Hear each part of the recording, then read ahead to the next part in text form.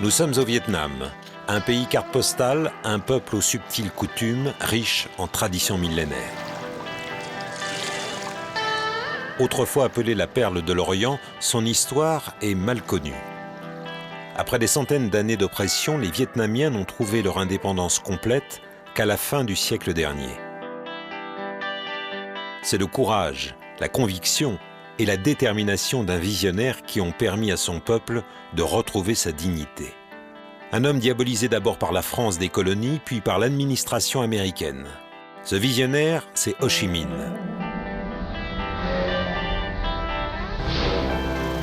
Un demi-siècle durant, il va mener son peuple dans la lutte révolutionnaire et anticoloniale. Son projet, une société indépendante et une plus juste répartition des richesses.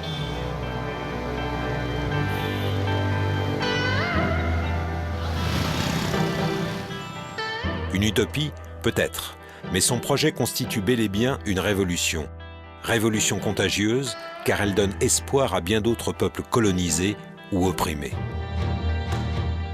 Ho Chi Minh et le Vietnam reçoivent le soutien de personnalités internationales. Che Guevara, Jean-Paul Sartre, Jacques Prévert, l'actrice Jane Fonda, le boxeur Cassius Clay.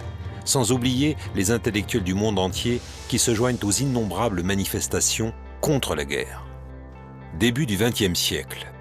Tout comme en Inde, on lutte contre les Britanniques, en Indonésie contre les Néerlandais, le Vietnam, lui, combat le colonialisme français. Après la Deuxième Guerre mondiale, la lutte anticoloniale se transforme en affrontement idéologique. D'un côté, ce qu'on appelle le monde libre, de l'autre, le bloc communiste. Le peuple vietnamien paiera un très lourd tribut à la guerre froide, des morts, des blessés par millions. Après 4 occupations successives, chinoises, japonaises, françaises, puis américaines, 7 décennies de colonisation, plus de 30 années de conflits, paix et réunification sont désormais acquises. Alors les dirigeants vietnamiens peuvent s'autoriser de nouveaux rêves. Mais seront-ils dans la lignée de ceux du père fondateur ?